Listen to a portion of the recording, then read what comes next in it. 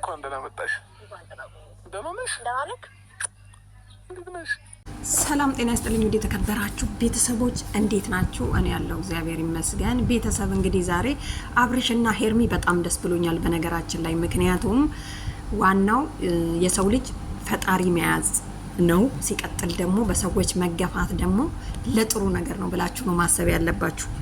ሄርሚና ሩታ እንግዲህ ጨረታ ነበረ። ከጨረታ የሚተናነስ ነገር አልነበረም። እንግዲህ ደግሞ ከዛ ደግሞ ሲቀጥል ፍቅርና ሩታ ሄርሚን ሊበቀሏት ከአብርሽ ጋር ካልሆንሽ ብለው አስገድደዋት፣ ከዛ በኋላ ደግሞ እሱ ኖ ሲል ፍቅርን እንግዲህ አስጀንጅነዋለች ማለት ነው። ሩታ አይፈልግሽም ለኔ ነው ስሜት ያለው ስትል ከርማ እንግዲህ ዛሬ ደግሞ ሄርሚ ከአብርሽ ጋር ታርቃለች። አብርሽ እንግዲህ ያው አደራ ከእንግዲህ በኋላ እሷን ረግጠክ ሄደክ በነ ሩታ መሳቂያ እንዳታደርጋት ማለት ነው። በጣም ደስ ይላል ከምር። ምክንያቱም ሄርሚ በጣም ጸባየኛ ነች፣ አትናገርም። በብዙ ሰዎች ስትገፋ ነበር፣ በኤፍሬም በሩታ በፍቅር በቃ ዙሪያዋ ባሉ ሰዎች በቃ እሷን የሚደግፉ ሰዎች እንግዲህ እነ ዳኒ ነበሩ ማለት ነው።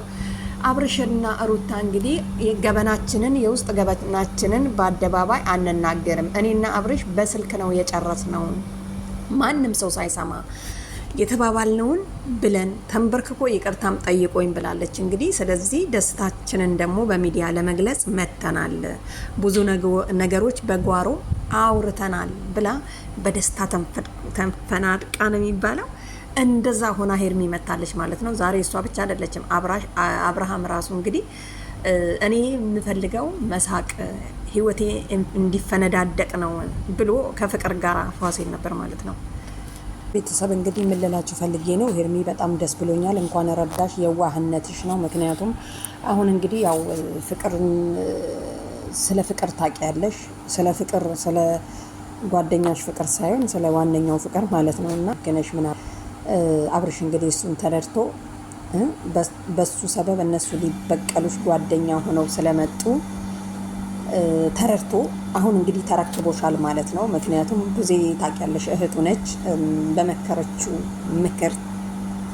በመከረችሽ ምክር የመጨረሻ ነው ብለዋል። ደግሞ እንዴት አባታቸው ነው እንዴት እንደሚያምሩ አያቸው አይደለ? እጁን እጇ ውስጥ አስገብቶ ምናምን ሲተቃቀፉ ምናምን እንዴት እንደሚያምሩ ነው የምነግራችሁና ሩታ ልክ እንደመጣች አብርሽ ሲያወራ እንዴት እንደምታየው ልነግራችሁ አልችልም። የደነገጠችው የሚያስጠላ ምናምን ባሌን ተነጠፍኩኝ ምናምን የሚል ይመስላልና እኔ በፊት ለሩታ ነው ሰሞኑን ማለት ነው። እና ግን ይቅርታ ጠይቆ ሰውን ሲበቀል ደግሞ በጣም ደስ አይልም። ለማንኛውም ሄርሚ እንግዲህ የዋህነትሽ ረድቶሻል። ከእንግዲህ በኋላ እንግዲህ አብርሽ እንደለመደው መሄዱ አይቀርም። ግን ደግሞ ይሄንን አምነሽበት መግባት አለብሽ። ምክንያቱም አብርሽ ቢሄድ ቢኖር ለኔ ያው ነው ብለሽ ማሰብ አለብሽ። ምክንያቱም አንዳንዴ ደስታችንን በጣም ከመጠን በላይ ስናደርግ የሆነ ነገር ስንጎዳ ባንዴ እንወድቃለን ማለት ነው። ደስታውንም በልኩ እንድታረጊው ነው መመክርሽ ማለት ነው። እና በጣም 100% ደስ አይበልሽ፣ 50 በ50 አድርጊው ማለት ነው። 50 በ50 ካደረግሽው ቢሄድም ብዙ አትጎጂም፣ ቢኖርም ብዙ አትደሰችም።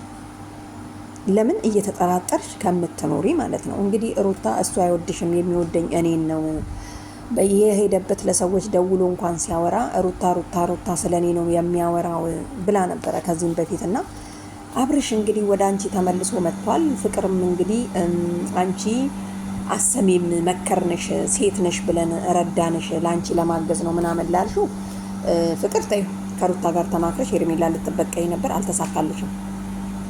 ስለዚህ እሱ ነው ያናደደሽ እንጂ ለሄርሜላ አግዘሽ አይደለም። ይሄ የተረጋገጠ ነው። ለምን በዛን ሰዓት ከሩታ ጋር ሄርሜላን አልፈልጋትም ሄርሜላን አልፈልግም ብለ ከፍቅር ጋር ከሩታ ጋር እንድትሆን ብዬ ነው ብለ ቃል በቃል ተናግረሻል ማለት ነው። ፍቅር ምን አስዋሸሽ? ላንቺ አዝኜ ነው በሴትነትሽ እንዳትጎጂ ነው ምናምን የሚለው ነገር ማንም አይሰማሽ። ለማንኛውም ዛሬ ደግሞ ፏ ብለሽ ምናምን ነገር ነው የመጣሽውና አምሮብሻል። ለማንኛውም ሄርሚ እንግዲህ ፍንድቅድቅ ብላ ነው ዛሬ የመጣችው። እኔ ራሱ ደስ ብሎኛል በነገራችን ላይ። ለመሰላችሁ አንዳንዴ የዋህ ሆናችሁ ዝም ብላችሁ በቃ ከላይ ጓደኛም ሳይኖራችሁ በዝሮያችሁ ሁሉ ነገር እንትን ብሎ ዞሮባችሁ ቁጭ ስትሉ ፈጣሪ ይልክላችኋል ማለት ነው የውስጣችሁንና አብርሽ ለጊዜውም ቢሆን ያው ደስታን ሰጥቷታል። ከዚህ በኋላ ደግሞ እግዚአብሔር ያውቃል። ለማንኛውም ቤተሰብ ምልላችሁ መሰላችሁ፣ ሄርሚ ያው ደስታሽን በልኩ አርጊው ብዬሻለሁ። ሩታና ከፍቅር ደግሞ በጣም መራቅ አለብሽ። ኤፍሬምማ ያው እንግዲህ አሁንም ዞሮ መምጣቱ አይቀርም። እንግዲህ አብርሽን ምን ብላለች ሩታ? ልጅውን ተቀበሉና አምጡ ያልከው አንተ ነህ፣ ጎረምሶቹን የላክብኝ አንተ ነህ ብላለች ማለት ነው። እና ልጃችንን እናሳድግ ማለት አያት ናቸው፣ እህት አጎት ናቸው፣ አክስት ናቸው፣ መብት አላቸው። በዚህ ምንም የሚያስከፋ ነገር ያለ አይመስለኝም። ማየት ካለብህ መተታለ ህግ በፈቀደው ብለሻል። ኦኬ ከእንግዲህ በኋላ ግን አንቺ ራሱ ማለት ነው ነገ ከአብርሽ ጋር መተሽ እንዳናይሽ ማለት ነው ሩታ። ከእንግዲህ በኋላ አርፈሽ ቁጭ በይና እስቲ አንቺ ምንም ለኔ ካልሆነ ብለሽ እዚህ ጋር ከምትጋጋጪ አርፈሽ ቁጭ ብትይ አብርሽ አሁን ወይ ሄርሜላን ትቶ ሩትዬ የት ነች ያለችው ብሎ ደግሞ ሊመጣ ይችላል፣ ስትናፍቂው ማለት ነው። አሁን ግን ነይ ሲልሽ ትመጫለሽ፣ ያይሻል።